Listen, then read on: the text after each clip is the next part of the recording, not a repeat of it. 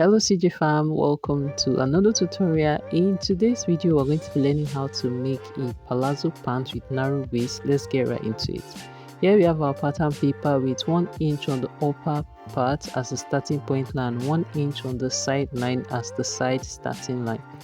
First line is our hip line, second line is our crotch line, and then the third line is our knee line. The fourth line is our ankle line, and then 2 inches for folding allowance. So now on the waistline we're going to be imputing our round hip measurement divided by 4. So impute it starting from the side line, then we'll mark our round hip divided by 4. Whatever we get here we impute on our hip line as well, same measurement, and then on the crotch line we'll mark the same round hip divided by 4. We'll mark same line there. After we're done with that, then we're going to be connecting the 3 dots with a straight line. The 3 points at which we mark on the waistline, the hip line, and the crotch line, we'll connect it with a straight line. So once we are done with that, the next thing we're going to be doing is to cross check with our tape if the lines are even. After checking that,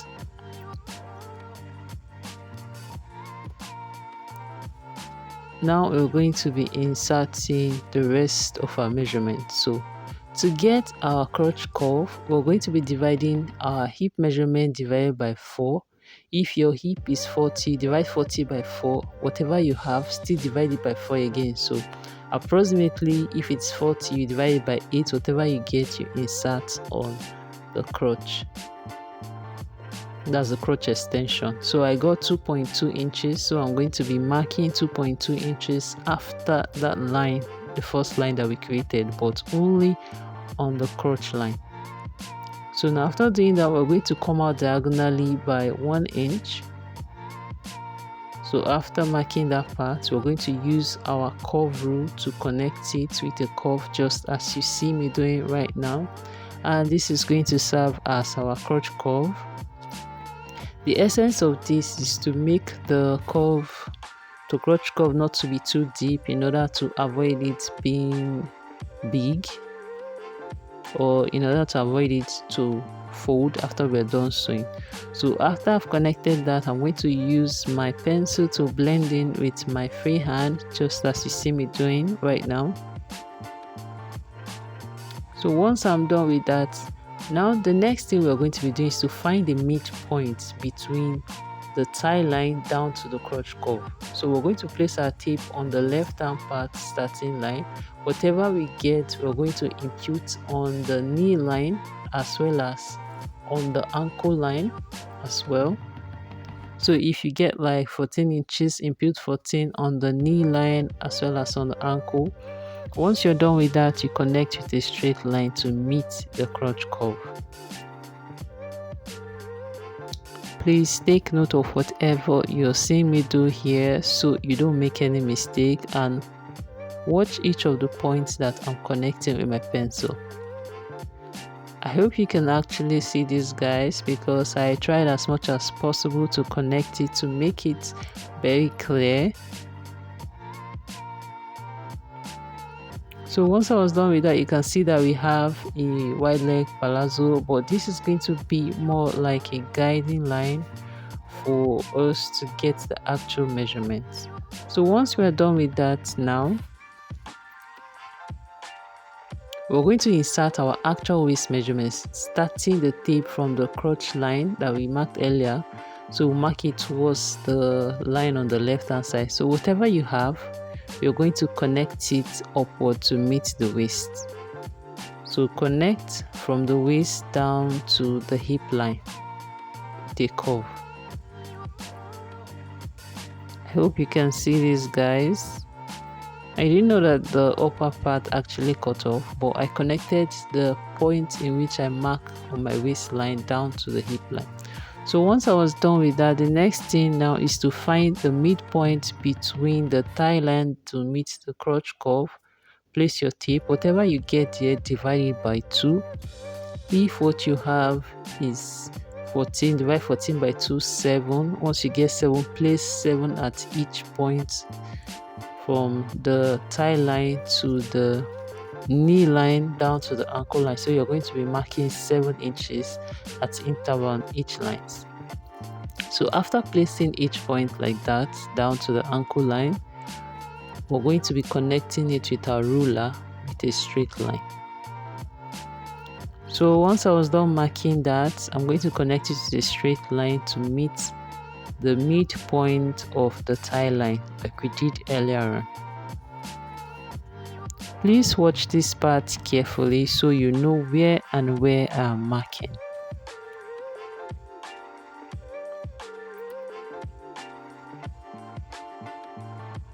You can see how I'm taking my time to mark each point so you don't get confused. So please follow accordingly, guys. So once I was done with that, I connected with a straight line. So we got in our inseam line, which is the midpoint. If you know this is your first time on the channel, guys, please do well to hit on that red subscribe button. Sorry guys, please make sure to hit on that red subscribe button, like this video, comment narrow waist in the comment section below. And if you're a returning subscriber, thank you so much for always showing up. So now we're going to be inserting our round knee measurement. If your knee is 16 inches, divide 16 by 4. Whatever you have, impute on the left as well as on the right. Since I don't want this trouser to be fitted, my round knee measurement is 16 inches, but I'm going to be adding 2 inches because I want it to be a free palazzo but not too big. So I got like 4.5 inches. So I inserted 4.5 on the left as well as on the right. The same measurement I imputed on the knee line, I also imputed on the ankle line, same 4.5, because I don't want the ankle to be fitted as well. I want it to be straight from the knee down to the ankle line. So once I was done with that, I had to connect from the ankle line to meet the knee line with a straight line, just as you see me doing right now, guys. You can see I'm connecting from the ankle down to meet, I'm connecting from the ankle upward to meet the knee line. I'm also using my tape to cross check if the measurement is all good, and we're good to go. So I connected with a straight line from the ankle upwards towards the knee line. Once I did that for the left hand side, I'm also going to be repeating the same thing for the right. I'll mark the knee, mark the ankle, then connect from the ankle upward to meet the knee line with a straight line. So in essence, I'm saying that both the knee measurement and the ankle are the same. Now, the next thing we're going to be doing is to connect from our knee line to meet the crotch curve with a diagonal shape. But before then, we're going to be joining the tie to the knee on the left hand side first with the curve using our curve rule. So you can see how I'm doing it. Please, when you're connecting this with your curve rule, make sure to blend it in so it doesn't have like a sharp edge, because this might affect your sewing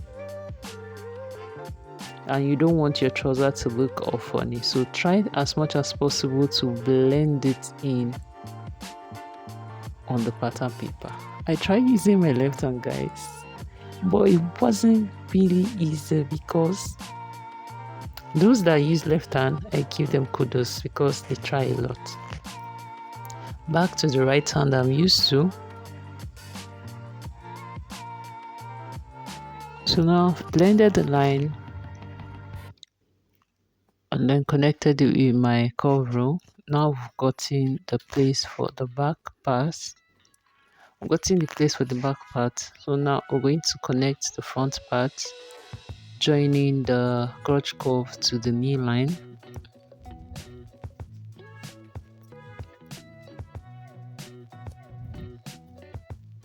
Our front pattern is almost ready, guys. Make sure you take your time to do this. You know you can actually correct your pattern paper, but once you've cut it on your fabric, there's no going back. So whatever mistake you need to make, please make it on the pattern paper and not on the actual fabric. Now that I have connected the front pattern, I'm going to use my marker to make the line very visible so you don't get confused. If you've gotten to this point and you've not subscribed to this channel yet, you're doing me a great injustice. This is also your cue to hit that red subscribe button right now. Like this video and comment narrow waist in the comment section below. Also, do well to share this tutorial with as many people as possible. I know you don't want to keep a good thing to just yourself, okay? So share this with as many people as possible on YouTube, and make sure like this video so it can trigger the YouTube algorithm to show that a lot of people like this video and they want to watch it. So like, comment and share, guys. So now that I've traced it out, you can see that it is looking very beautiful. You can see that the shape of our front pattern is coming into form. So now I'm going to trace out the waistline just like this, and then I'm going to be marking my allowances. I'm going to be adding 0.5 inches on the part of the crotch curve. I'll make sure I mark it at each point.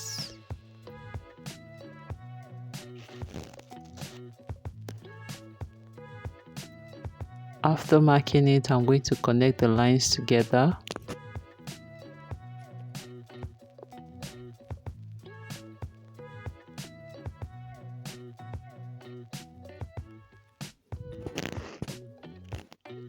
Now we're also going to be adding 0.5 inches on the part for the knee line, the tie line, and every part of it. We're basically adding 0.5 inches on every part of the front pattern. If you know you've not seen our other tutorials on pant making, I've actually made like different pants on the channel, so I'm going to be leaving links to those videos in the description box, so do well to check it out. You can try different ways to make different types of pants.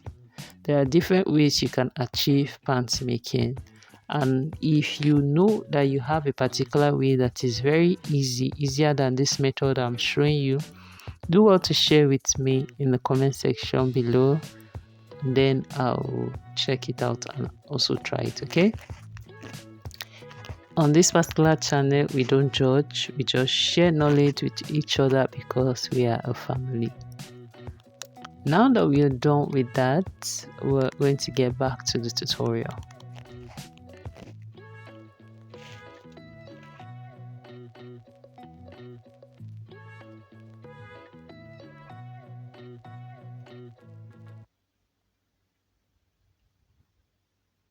I'm actually taking my time to mark the 0.5 inches at each point because I don't want it to be more than that, and I don't want to do like a guesswork.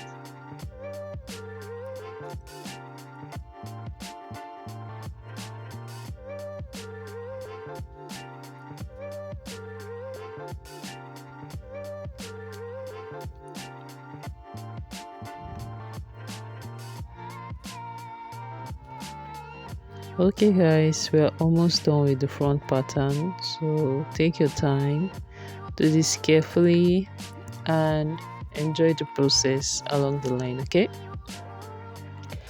At the point of drafting this pattern, I got tired of standing. I had to sit. The girl got to catch a breath, okay?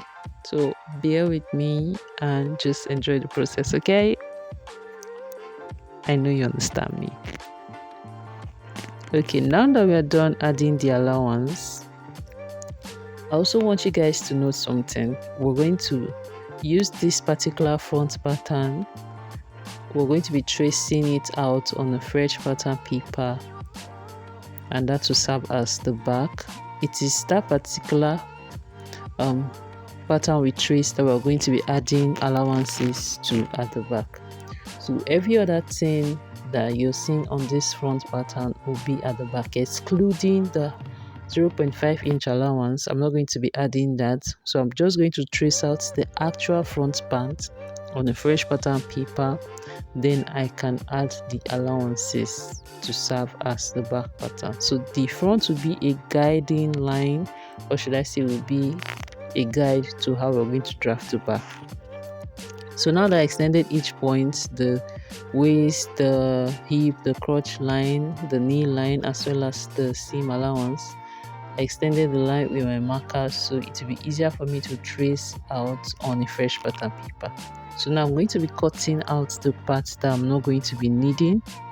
So please watch this carefully so you understand the process, okay? And if you don't understand what you're seeing here, I'm going to upload other pants tutorials so you can take your time to watch. That is actually beginner friendly, okay? So now I'm going to mark 1.5 inch from that waistline downward. That is going to serve as my band, because we are going to be cutting out the band once we are cutting it on the fabric, okay? So I've marked the 1.5 inch. After marking it, so on the upper part, I'm going to be adding half an inch, because that half an inch will serve as the seam allowance for the waistband, okay?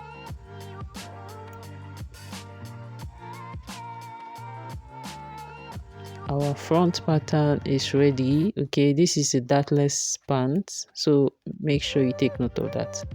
Now I'm going to use this to trace out on a fresh pattern paper. I've traced it out on a fresh pattern paper, and this is how it's looking like.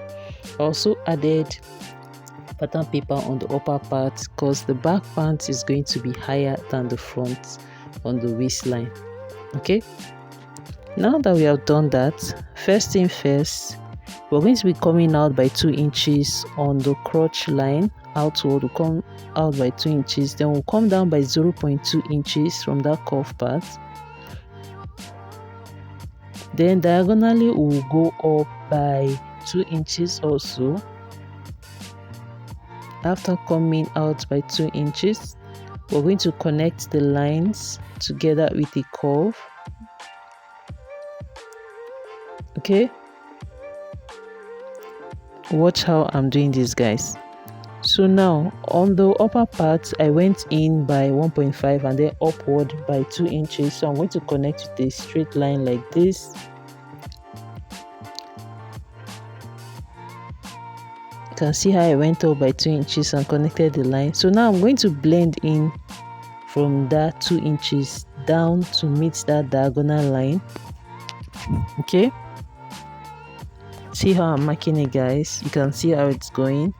So after doing that, I'm going to connect it to crotch curve to meet the curve part also. Remember, I went out by 2 inches, came down by 0.2 inches. So I connected the line with a curve that will serve as the back crotch curve. So now we're going to be coming out by 2 inches again. You can decide to make this part 2.5 depending on how big the person you're sewing for is. So I came out by 2 inches. So I'm going to connect the line to my knee. Meanwhile, on the back part of the pants, I'm going to be adding half of an inch on each side.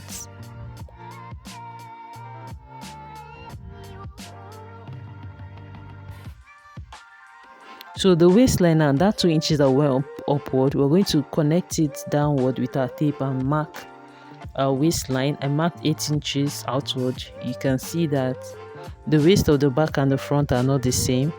So you can see how I did it. So I'm going to blend in that waistline, the back waistline, to meet the hip of the front, okay? Please, if you don't understand this part, play it over and over again until you get it. It's not hard, it's very easy, guys. So now that I've blended that part in, I labeled it front and back. So now I'm going to be adding half of an inch or 0.5 inch at the back, just as you see me doing. Now I'm going to add that 0.5 inches I'm going to be adding that 0.5 inch from the waist point towards the ankle line. So I'm going to mark this all through.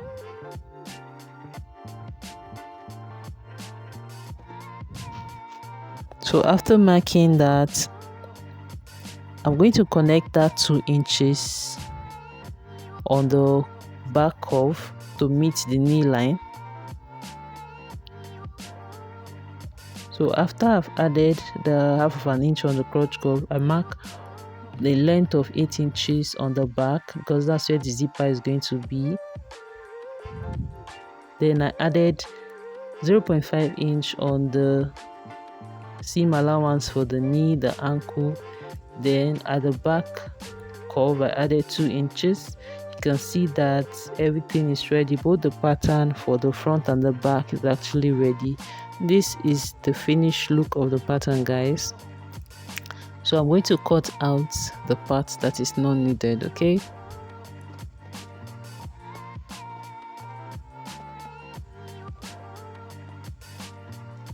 now our pattern is ready. If you know you enjoyed this tutorial, guys, please do well to hit on that red subscribe button. Make sure you give this video a big thumbs up, comment pants in the comment section below, like this video so it can get to as many people on YouTube. I know you don't want to keep this particular good thing to just yourself. Don't be stingy, guys.